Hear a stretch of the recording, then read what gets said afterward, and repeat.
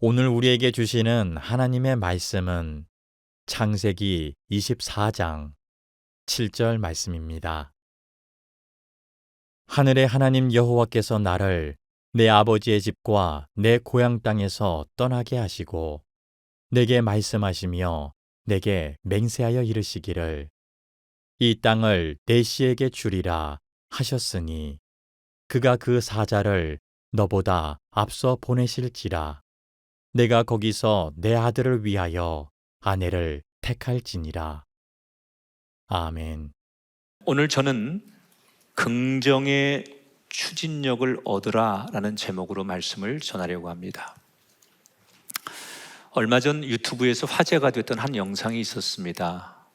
어느 빈소에 힙합 차림을 한 할머니들이 들어와서 고인을 추모하더니 영정사진 앞에서 갑자기 할머니들이 랩을 하기 시작합니다. 이분들이 고인 앞에서 랩을 한 이유가 뭘까? 사연이 있습니다. 고인을 포함한 이 할머니들은 한때 어려운 시절을 보내면서 하고 싶은 공부를 제때 못했다가 나이 80세 뒤늦게 한글을 배우시는 할머니들이었습니다. 그때 찬트를 하면서 랩을 접한 이 할머니들이 급기야 순이와 칠공주라는 래퍼 그룹을 조직해서 활동을 하기 시작했습니다. 이 할머니들의 평균 나이가 85세였는데 좀 어설프지만 그 나이 많은 할머니들이 래퍼가 되어서 랩을 하는 이 모습을 오히려 외신들이 주목을 했습니다. 그런데 그 멤버 가운데 한 분인 할머니가 지난 1월에 혈액암 시한부 3개월 판정을 받게 됩니다. 근데 이 할머니는 뒤늦게 내가 랩이 너무 좋은 줄 알았는데 내 생명이 얼마 남지 않았지만 끝까지 이 랩을 하고 싶다. 그래서 가족들의 만류에도 불구하고 나를 다시 살아갈 힘을 주는 것이 랩이기 때문에 신나게 아프지만 랩을 노래하고 랩을 하다가 무려 9개월을 버티고 87세의 나이로 세상을 떠나셨습니다. 돌아가신 고인이 이 랩이 자기에게 어떤 의미라는 것을 알고 살았기 때문에 이 동료들이 이 할머니가 뭘 좋아하는지를 알고 당연히 랩으로 그 시간에 추모를 했다는 거죠. 거의 90을 바라보는 나이에 시한부 판정을 받았음에도 랩을 통해서 의사가 예측한 그것보다 6개월을 더 이겨낸 이 할머니의 생명력은 자기가 좋아하는 음악 랩을 통해서 생명이 더 연장됐다, 이런 생각이 들었어요. 결국 이 할머니는 마지막 인생에 자신을 버티게 해주고 자신에게 긍정적인 살게 하는 추진력이 음악 랩을 통해서 얻은 거죠. 세상에는 엄밀히 말하면 두 종류의 인간의 그룹이 있습니다. 하나는 자꾸 살기 싫어지고 사는 게 주눅이 들고 마음과 다툼이 커지고 인생을 망하게 하는 부정적인 추진력, 그런 생각과 그런 에너지로 삶을 사는 인간의 그룹이 있고, 반대로 살고 싶은 의지가 있고 자신감이 있고 감사와 사랑이 가득한 긍정적인 에너지의 추진력으로 살아가는 사람들이 있습니다. 여러분, 만약에 이 두 그룹 중에 여러분을 살아가게 하는 에너지가 어떤 것이길 원하십니까? 당연히 후자겠지요. 그러면 우리가 인생을 사는데 늘 부정적인 에너지가 나를 살아가게 하는 사람하고 긍정적인 에너지가 나를 버티게 하고 살아가게 하는 인생은 다를 거 아닙니까? 원하면 그렇게 살아야 되는데, 그러면 우리가 그런 긍정적인 에너지가 우리 안에 있게 해서 그렇게 살려면 도대체 무엇이 필요할까? 그래서 오늘 창세기 24장의 이야기를 묵상하는 거예요. 오늘의 성경 이야기는 아브라함이 자기 아내 사라가 죽은 지 3년쯤 지난 어느 날 일어난 사건이에요. 하루는 아브라함이 자기 집에 모든 살림을 총괄하는 늙은 종 하나를 부르더니 대뜸 이렇게 지시를 합니다. 네 손을 내 허벅지 아래 집어넣어라. 갑자기 호출을 받은 이 늙은 종은 이 아브라함의 갑작스러운 요구에 놀라고 긴장을 합니다. 왜냐하면 이거는 이스라엘 사람들이 전통적으로 뭔가 약속을 하고 뭔가 맹세를 할 때 하는 예식 중에 하나거든요.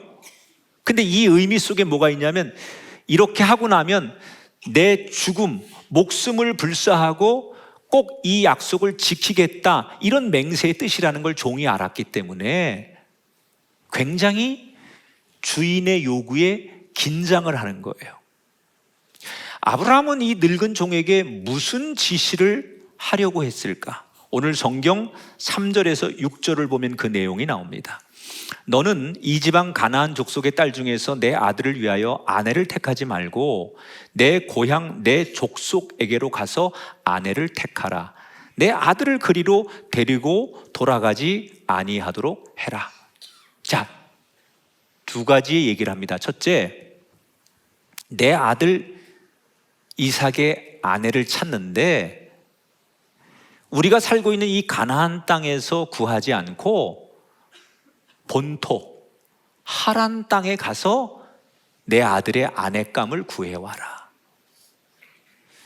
왜 이렇게 얘기했느냐? 당시의 가나안 여인들은 순결하지 못했어요. 그리고 대단히 도덕적으로 타락해 있었고 하나님을 믿지 않는 문화였기 때문에, 이방신을 섬기기 때문에 하나님을 믿는 가정과 그런 여인이 우리 집안에 하나님을 섬기는 며느리로 왔으면 좋겠다라는 신앙적 고백이에요. 또 하나는 뭐냐면 우리가 살고 있는 가나안 땅에 아들이 여기 계속 있어야 하니 배필이 구해지거든 가나안 땅에 와서 살아야 된다.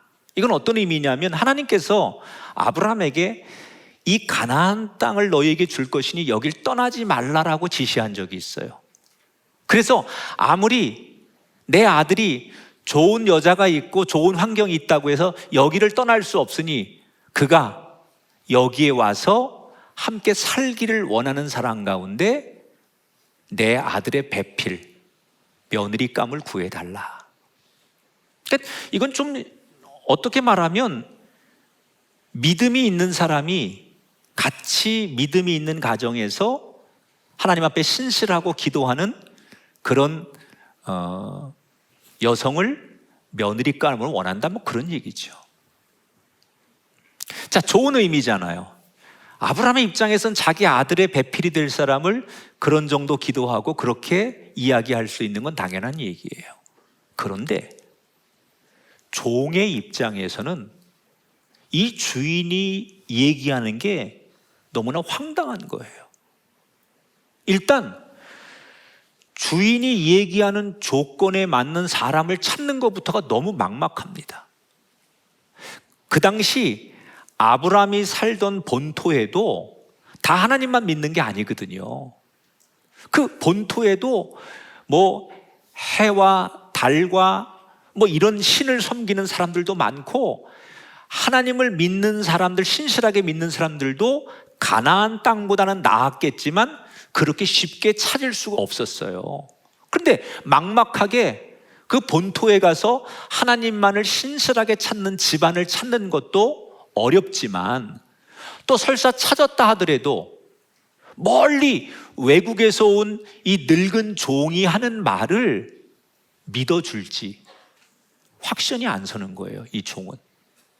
또 결혼을 어찌어찌해서 약속하더라도 가나안 땅까지 따라와서 낯선 곳에서 살아줄지 이것도 장담할 수 없는 거예요. 그래서 종은 주인이 그렇게 요구를 하지만 자신 있게 확신을 못하고 대답을 못하고 머뭇거리고 있습니다. 이때 아브라함이 어떻게 합니까? 아주 자신감 있는 태도로 걱정하지 말고 가서 데려와라 이렇게 얘기해요. 그래서 이 종이 할 수 없이 주인이 그렇게 명령을 내리니까 걱정을 가지고 한 달 이상 걸려서 낙타 10마리에다가 많은 지창금을 싣고 또 다른 종들 몇 명과 함께 한 달 정도 걸려서 하란 땅에 도착을 해요. 여러분, 그 한 달을 걸어오면서 도적대와 강도를 만나지 않고 무사히 도착한 건 참 다행스러운 일입니다. 그러나 도착은 잘했지만 도착한 뒤에 이제부터 어디서 이 실마리를 풀어야 될지 늙은 종은 막막한 거예요.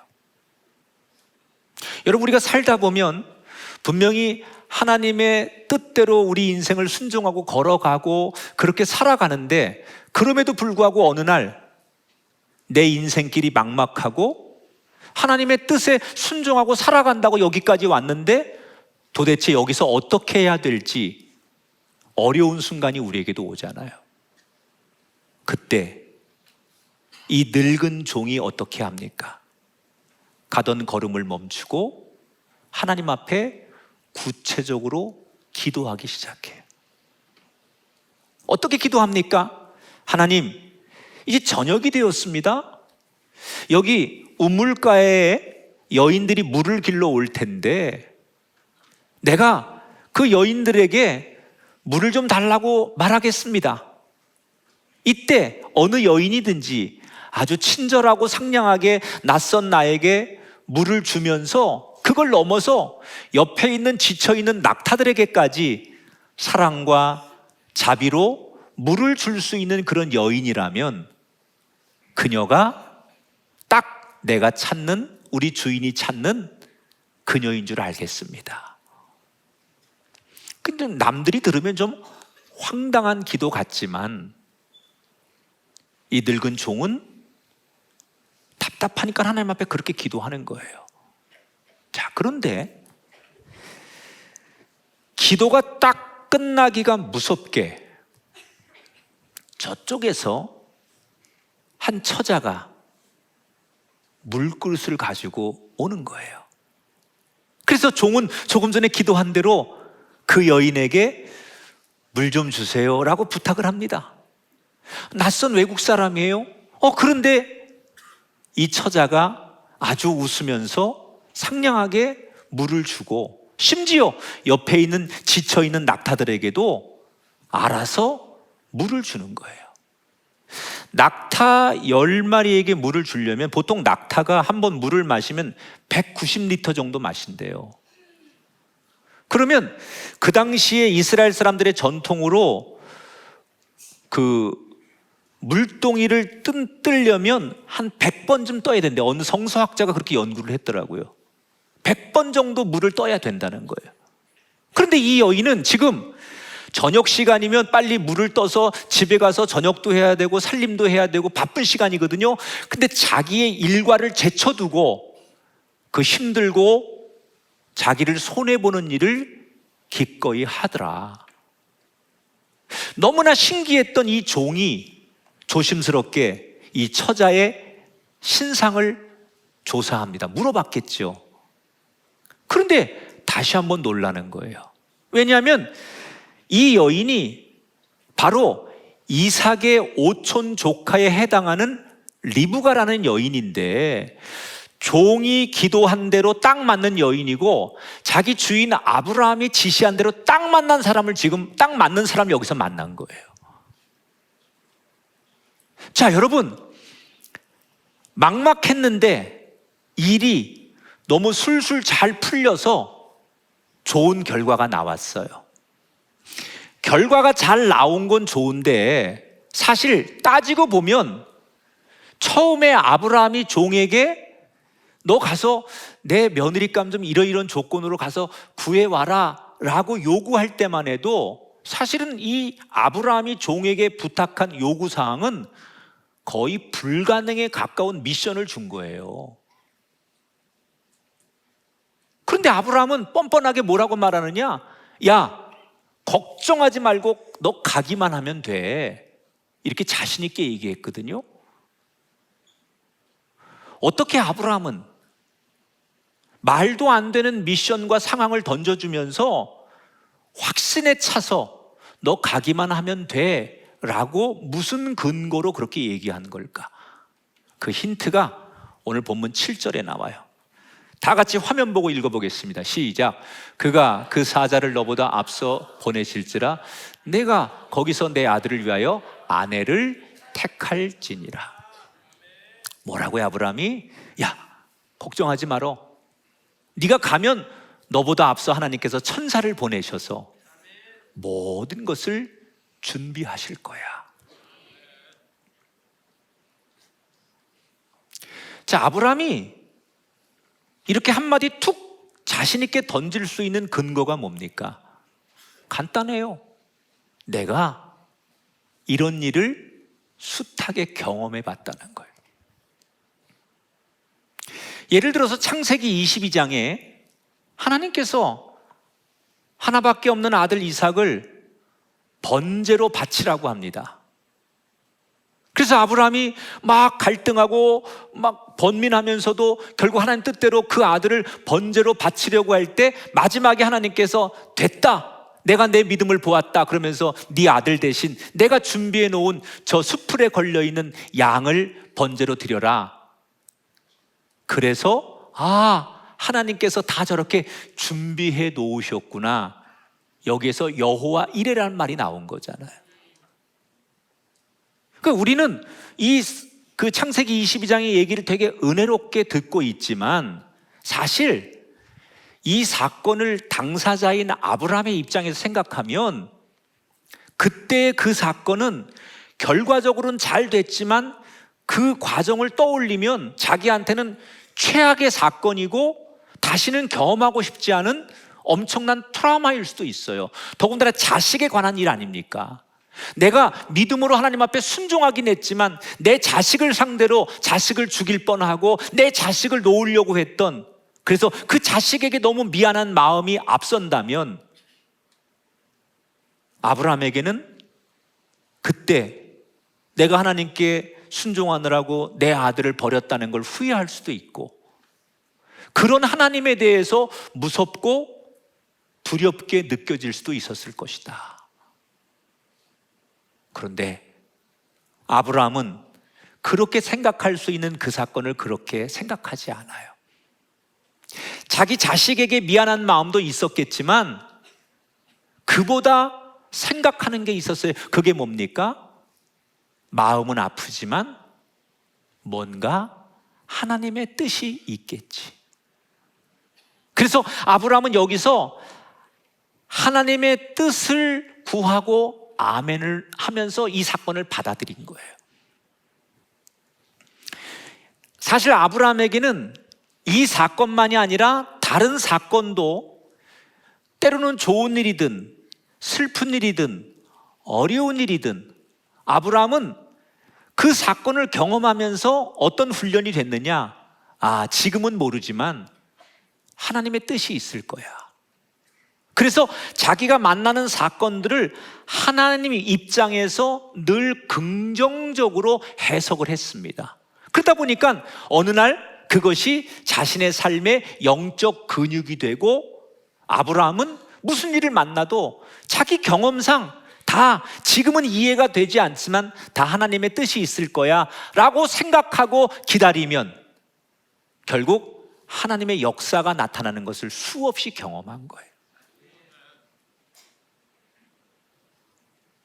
그래서 지금 아브라함은 그 경험에 긍정의 추진력을 가지고 종에게 미래에 알 수 없는 그곳을 향해 가는 그에게 확신 있게 말할 수 있었다. 우리는 이 복잡한 세상을 살면서 아브라함처럼 우리 삶을 지탱할 수 있는 긍정의 추진력을 얻어야 되는데, 그러려면 어떤 자세가 필요하느냐? 내가 살아온 내 과거의 일을 하나님의 관점에서 긍정적으로 해석하는 일이 필요하다. 아브라함처럼. 우리 주변에는요, 의외로 많은 사람들이 과거에 상처받은 일 때문에 지금 어른이 되고 심지어 노년이 되어서도 내가 어릴 적 또는 학창시절 젊을 때 과거에 내가 받았던 상처로 인해서 지금 너무 고통스러워하고 그 상처에서 회복되지 않게 살아가는 사람이 너무 많습니다. 가장 많은 게 부모에게서 받은 상처, 심지어 형제들로부터 받은 상처. 또 어떤 사람은 학교에서 선생님이나 친구에게 받은 상처. 제 주변에는 군대를 갔다가 군대에서 받은 상처가 평생 트라우마로 발목을 잡는 사람도 있어요. 직장에서 받는 상처 때문에 불행한 사람도 있고, 아니 길거리에서 상처를 받잖아요. 안타깝지만 교회 안에서 받은 상처로 인해서 지금 여전히 고통 중에 있는 사람이 있어요. 그러니까 우리는 지난 과거에 우리에게 일어난 사건, 트라우마로 인해서 여전히 지금 나는 고통 속에 있다는 거죠. 그런데 여러분, 그런 분들에게 제가 한번 물어볼게요. 그런 과정을 엄밀하게 보면 과거 자체가 나를 힘들게 하는 게 아니라 그 사건에 대한 나의 해석, 내 관점이 나를 힘들게 할 때가 더 많지 않습니까? 그런 일이 일어났는데 그런 일을 여전히 여러분이 만약에 파란색 안경을 쓰고 세상을 보면 세상이 다 파랗습니다. 내가 보는 건 어떤 사람이든 풍경이든 파란색 안경을 쓰고 보면 다 파랗죠. 그래서 늘 우울한 거예요. 그럼 이 사람은 어떻게 해야 됩니까? 빨리 안경을 바꿔야 됩니다. 노란색 안경을 쓰든 빨간색 안경을 쓰든 어떤 다른 색깔의 안경을 바꿔야 되지요. 결국 내가 만난 과거의 어떤 상처의 사건이나 나를 힘들게 했던 그때의 상황을 내가 어느 관점으로 보느냐, 어떻게 해석하느냐에 따라서 그 사건이 나에게 다르게 느껴지는 거예요. 올해 1월 달에 우리 한국어로 번역된 책 가운데 업시프트라고 하는 책이 있습니다. 벤 라말링검이라고 하는 이 사람 세계적인 위기관리 전문가예요. 이 벤이라고 하는 사람이 이 책에서 이렇게 얘기합니다. 스트레스라는 것을 자기를 위협하는 것으로 생각하지 말고 오히려 이 스트레스가 나를 한 걸음 더 도약을 위한 도전으로 받아들여 봐라. 그러면 엄청난 압박감 속에서도 그는 놀라운 일을 해낼 수 있는 슈퍼 엘리트가 될 것이다. 이 벤이라고 하는 사람은 이거를 책으로 어렵게 썼어요. 근데 우리 조상들은 이걸 쉽게 풀었어요. 뭐라고요? 꿈보다 해몽이 중요하고 사건보다 해석이 중요하다. 내가 그 사건을 어떻게 받아들이냐에 따라서 실패자가 되기도 하고 성공자가 되기도 하는 거예요. 근데 문제는 그렇게 우리가 하고 싶은데 내 힘으로 안 되는 거죠. 그래서 우리는 누군가의 도움을 받아야 돼요. 만약에 여러분이 누군가의 도움을 받아서 나도 그렇게 살기를 원한다면 그때 가장 좋은 게 뭐냐? 예수 믿는 거예요. 예수를 믿으면 하늘의 시선에서 내 인생을 보고 하늘의 시선에서 하나님의 관점에서 내 사건을 보기 때문에 내가 만난 사건, 내 인생이 새롭게 보이는 거예요.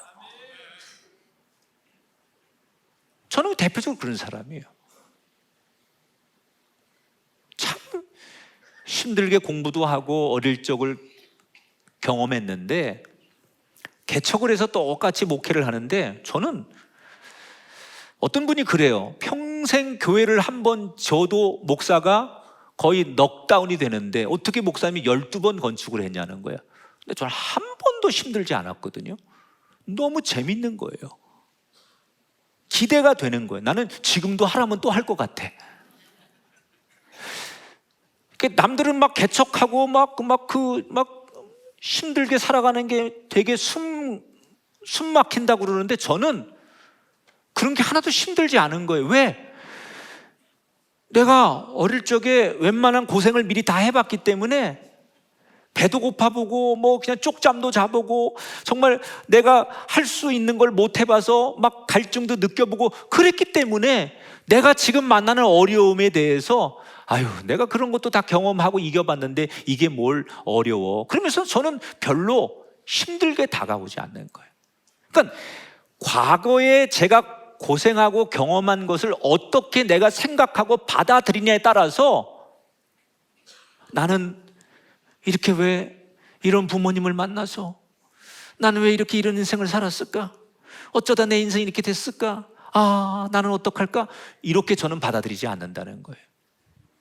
그냥 하나님의 관점에서 보니까 하나님이 나를 이렇게 만드시려고 어릴 때부터 훈련도 하시고 다듬으시고 나를 경험하게 하셨구나. 그래서 저는 제 지나온 과거가 불행하다고 생각해 본 적이 한 번도 없어요. 떳떳하고 오히려 그런 경험이 있었던 것을 자랑스럽게 생각해요. 하나님의 관점에서 보니까. 제가 한 번은 어느 사모님들 모임에 설교를 하러 갔는데 제 설교 앞에 간증 시간이 있는 거예요. 근데 제가 평상시 좀 아는 사모님이 간증을 하러 나오셨는데 나이가 40대 후반쯤 되신 사모님이신데 평상시에 내가 그분을 이렇게 바라봤을 때 표정만 보면 저분이 저런 사연이 있는 줄 전혀 몰랐어요. 그날 간증을 하는 내용 가운데 하나가 뭐였냐면 자기는 목사님 딸로 태어났는데 너무 싫었대요. 아버지가 목사님인 게 너무 상처가 됐대요. 왜 그러느냐? 대표적인 이유 가운데 옛날 목사님들은 목회라는 것을 하나님의 부름이라고 생각하고 어디든지 이렇게 부름이 있으면 교회를 쉽게 기득권을 놓고 또 어려운 데를 찾아가서 교회를 일으키고 이런 목사님들이 많았어요. 특히 감리교는 원래 근간이 파송제예요. 그래서 비숍인 감독이 목사님들에게 당신이 여기 가서 목회를 하시고 1년 동안 설교하십시오. 그러면 그 목사님들이 이렇게 가는 거예요. 그러니까 이런 것이 전통적인 우리 교단에서 이 목사님은 일부러 교회가 좀 성장하면 어려운 교회를 찾아가고 또 이 교회가 좀 자립된 교회는 다른 사람한테 주고 더 어려운 교회를 찾아 계속 옮기는 거죠. 그러니까 목사님은 거룩한 사명 때문에 그렇게 하는데 이 자녀들이 고통스러운 거예요. 이 딸이 자기가 이제 막 여기 와서 친구들 사귈만 하면 아버지는 교회를 다른 데로 가니까 심지어 저 깊은 시골로 가면 친구도 없는 거예요. 그래서 어릴 적에 너무 상처가 컸다는 거예요. 자기 주변에 친구 한 명 없는 인생을 사는 게 다 이게 아빠가 목사기 때문에 그렇다라는 원망이 생긴 거예요. 그런데다가 아빠 엄마는 목회하고 전도하느라고 너무 바빠서 남동생이 둘이 있는데 다 자기 몫이야. 이 남동생을 돌보고 키우는 것도. 자기도 돌봄을 받아야 될 나이인데 엄마 아빠가 목회하느라고 너무 바빠서 어린 동생들을 돌보고 나도 놀고 싶은데, 그러니까 그런 것들이 결국은 자기 안에 응어리가 쌓이고 상처가 된 거예요. 사춘기가 되면서 방황을 했어요.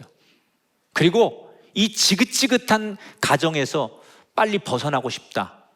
그게 그녀의 소원이었습니다. 대학을 졸업하자마자 빨리 이 지긋지긋한 가정에 벗어나려고 그는 한 남자를 만나서 이른 나이에 결혼을 했어요. 그리고 아이가 태어났어요. 그런데 남들은 이른 나이에 아이를 낳으면 이 아이를 키우는 게 너무 힘들고 아이 키우는 거 쩔쩔매는데 이상하게 자기는 애 키우는 게 하나도 안 힘들더래. 왜 그러지? 그리고 생각해 보니까 어릴 적에 엄마 아빠 대신 동생들을 다 돌보는 일을 당연하게 했기 때문에 애들 키우는데 자기는 능수능란한 거예요.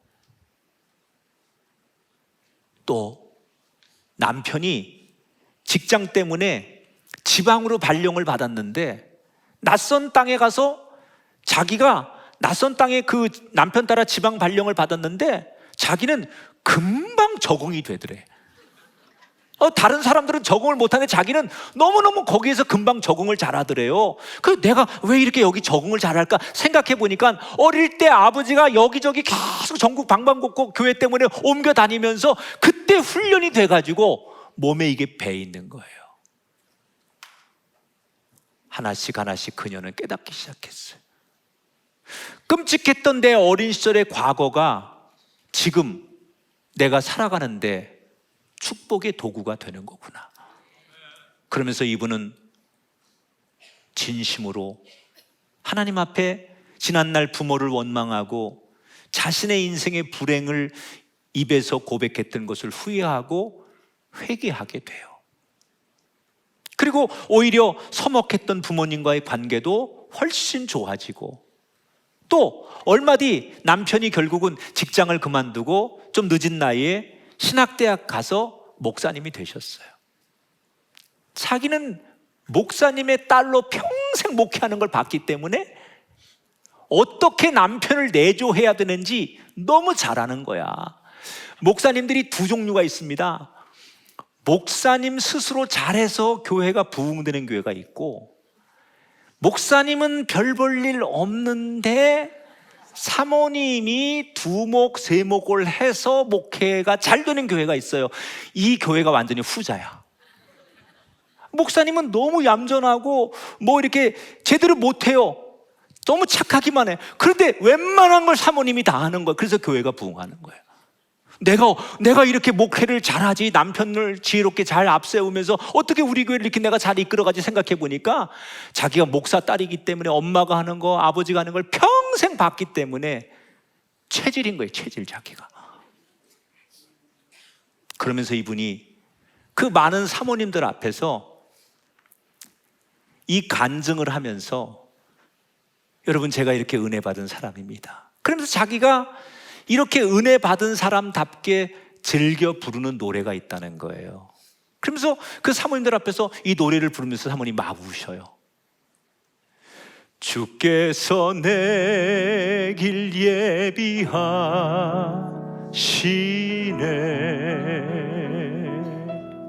주께서 내 길 예비하시네.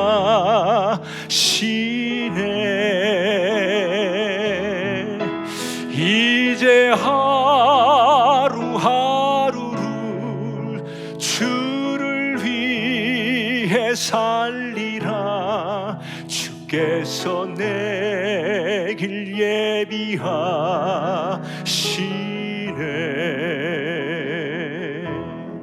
나 이제 주를 따라가려네.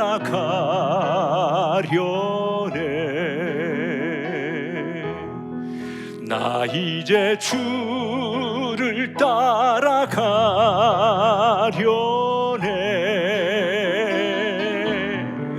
세상 죄길 버리고 생명 길을 찾았네. 나 이제 주를 따라가려네.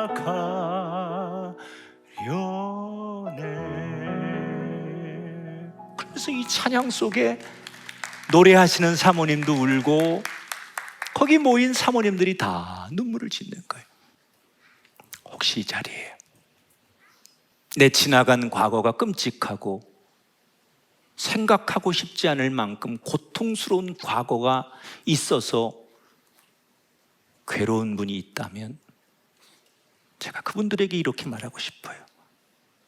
그 아픔, 그 고통을 다시 하나님의 관점으로 천천히 보시고 하나님의 눈으로 해석해 보십시오. 하나님은 어떤 사건도 그냥 주시지 않아요. 하나님의 손에 들어가면 버릴 게 없어요. 우리에게는 불행이었고, 우리에게는 아픔이었고, 우리에게는 고통의 순간이었지만 그것이 하나님이 해석하고 하나님의 손에 들어가면 다 그때를 위해서, 그 과정을 위해서 필요했던 일이었다. 이렇게 우리가 만난 과거의 아픔들과 고통스러운 사건도 하나님의 시각으로, 하나님의 관점으로 보면 버릴 게 없는 긍정의 추진력이 만들어질 줄 믿습니다. 자, 이 리브가가 자기가 어떤 사람이라고 소개를 하는 순간 늙은 종은 이거 하나님이 예비하신 거다, 이런 좋은 직감을 받아요. 그래서 리브가를 앞세워 리브가의 집에 가서 아버지하고 오빠에게 결혼을 요청합니다. 그리고 일사천리로 결혼이 승낙되고 리브가도 결혼을 하기로 마음을 먹어요. 이제 늙은 종과 리브가 일행은 이삭이 있는 곳으로 다시 가나안 땅을 향해 출발을 합니다.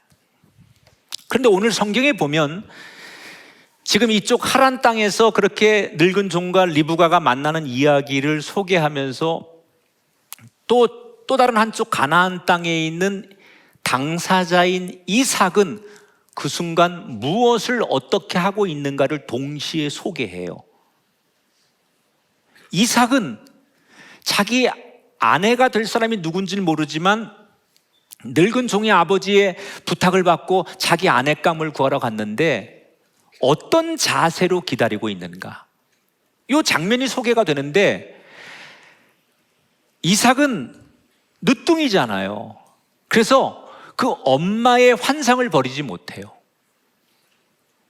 그 엄마 품에서 늦게 태어나서 엄마의 그 너무 많은 사랑을 받고 있다가 엄마가 세상을 떠났잖아요. 그래서 엄마가 세상을 떠난 지 3년이 지났는데도 엄마를 잊지 못하는 거예요.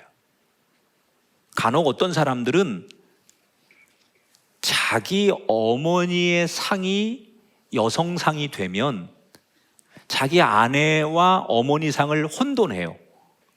그래서 지금의 아내와 갈등을 빚거나 자기 아내가 어머니 역할을 대신해 주기를 바라는 것 때문에 결혼 생활이 원만하지 않은 사람이 있지요. 사실 이삭도 지금 딱 그 유형에 있는 거예요.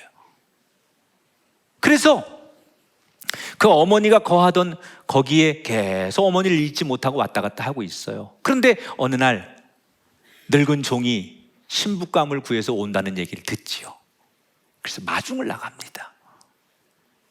딱 보니까 리브가가, 그 당시에는 신부 될 사람이, 남편 될 사람이 얼굴을 보이면 안 돼요. 그래서 딱 얼굴을 가려요. 그러니까 모르잖아요, 어떻게 생겼는지. 그리고 대신 늙은 종에게 그동안 어떤 일이 있었고 어떤 과정을 통해서 리브가를 만났는지를 다 듣게 돼요. 그리고는 이 이삭이 그 종의 하나님의 섭리하신 이야기를 다 듣고 나서 이 상황을 어떻게 받아들이느냐, 이 얘기가 67절에 기록이 되어 있어요. 제가 읽어드릴게요. 이삭이 리브가를 인도하여 그의 어머니 사라의 장막으로 들이고 그를 맞이하여 아내로 삼고 사랑하였으니 이삭이 그의 어머니를 장례한 후에 위로를 얻었더라. 자, 자기에게 가장 롤 모델이 되는 여성상 어머니, 그 어머니의 거처에 리브가를 초대합니다. 그죠? 그리고 여기가 우리 어머니가 있었던 곳입니다 라고 그 어머니가 있던 자리에 그를 초대하고 그때부터 리브가를 자기의 아내로 받아들이고 그 리브가를 위해서 최선을 다하는 사랑을 해요. 자, 보세요. 사랑해서 결혼하는 것이 아니라 결혼하고 그때부터 사랑하면서 인연을 만들어 가는 거예요. 오늘 현대인들이 어려운 것 중에 하나가 뭐냐? 사랑해야만 결혼하고 뭔가 첫눈에 필이 오고 뭐가 찌릿찌릿한 게 와야만 그게 인연이라고 생각해요. 꽝일 가능성이 많습니다.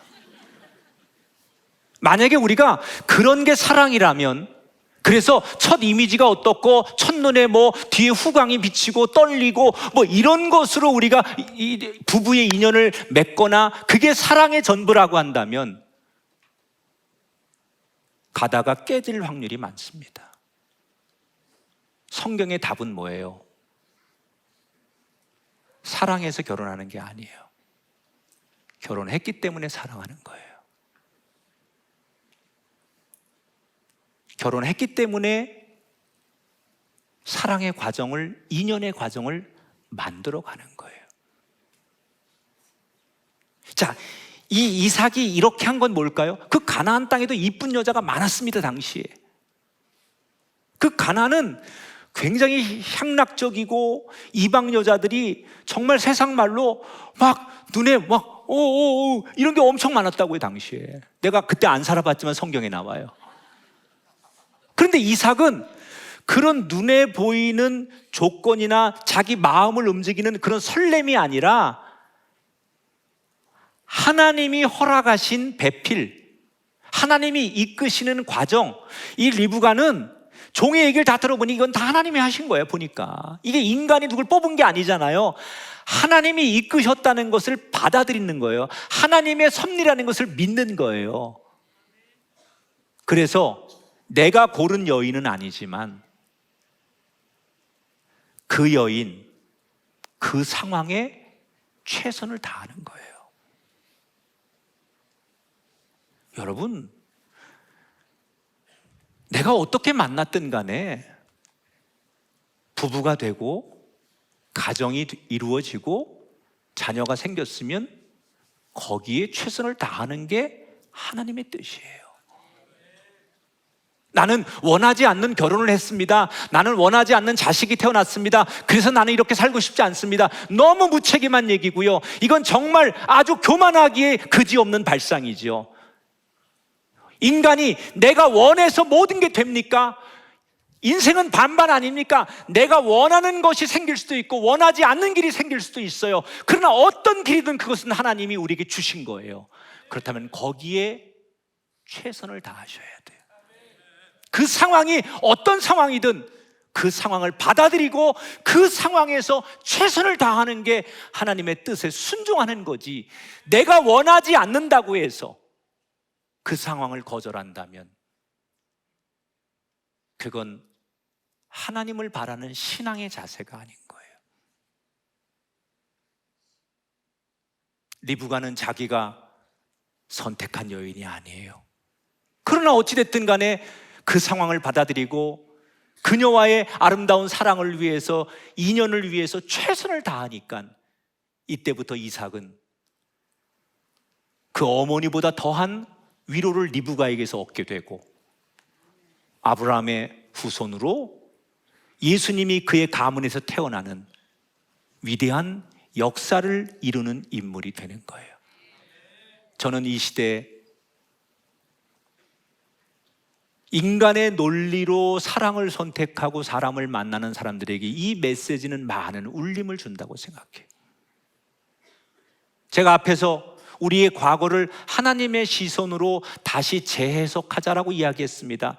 그러나 여러분이 내가 아무리 생각해봐도 여전히 과거가 괴로운 사람이 있을 거예요. 그때 우리가 어떻게 긍정의 추진력을 얻을 수 있을까? 이삭처럼 나한테 주어진 상황에 최선을 다하셔야 돼요. 내가 원하는 자리에서 원하는 사람을 만나야만 최선을 다하는 게 아니라 원하는 일이 아니고 원하는 상황이 아니고 원하는 사람이 아닐지라도 내가 그 자리에 있다면 거기서 최선을 다하셔야 돼요. 지난 10월 16일 통계청에서 발표한 자료를 보니까 올해 9월 달 통계 20살부터 39살까지 넓히면 말 그대로 일 안 하고 그냥 쉬는 젊은 층이 74만 명이랍니다, 지금. 그러면 한참 일을 해야 될 이 젊은 사람들이 왜 쉬는 걸까? 그들은 뭐 앞으로 하고 싶은 일이 있고 인생에 큰 계획이 있어서 그럴까? 아마도 각자 좀 다른 여러 가지 이유가 있겠지만 가장 큰 이유는 뭐냐?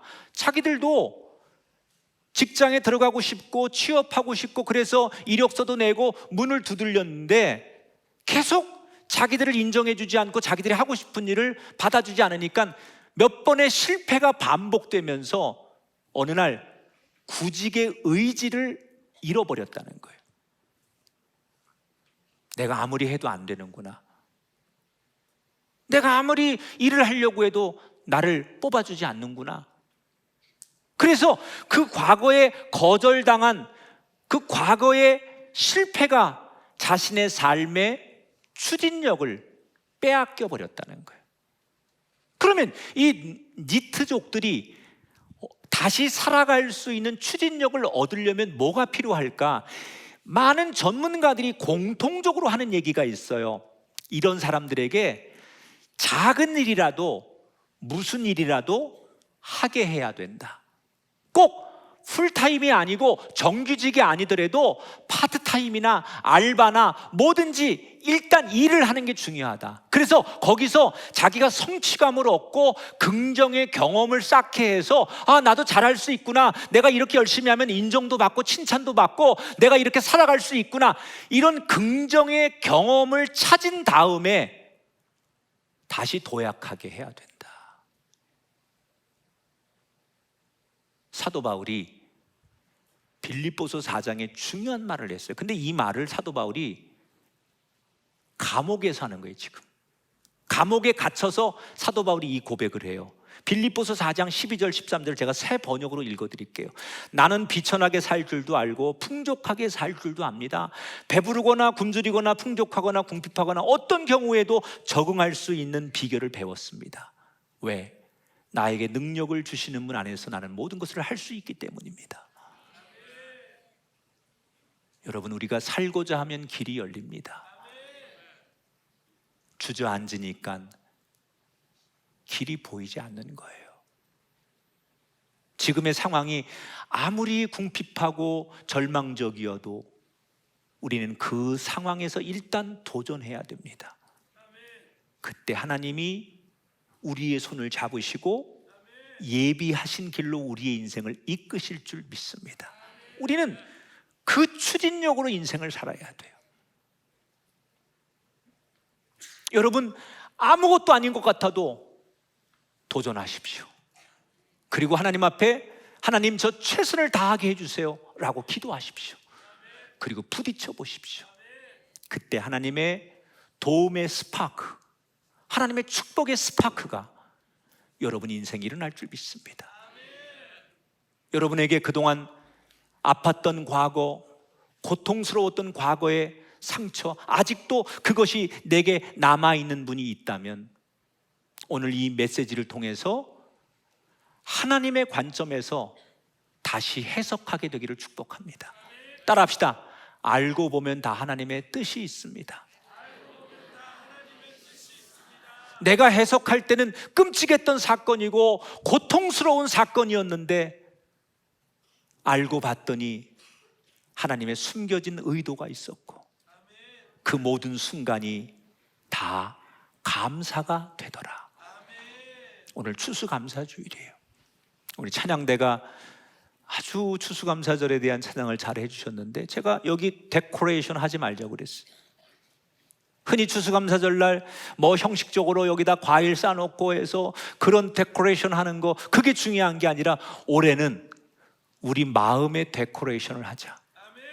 내 마음에, 내 영혼에 하나님 앞에 추수거리를 내 마음속에 생각하고, 그래 내가 힘들지만 버겁지만 이렇게 여기까지 살아오게 하시고 버틸 수 있게 하시고 내가 이 아이들 지키면서 이렇게 살아가는 자체가 나한테는 감사다. 그게 여러분 우리의 열매 아닙니까? 저는 그래서 내 마음의 추수함을 하나님 앞에 각자 가지고 감사와 기대로 다시 긍정의 추진력을 가지고 올 한 해까지, 아니 내년도도 살아갈 수 있는 우리가 되기를 축복합니다.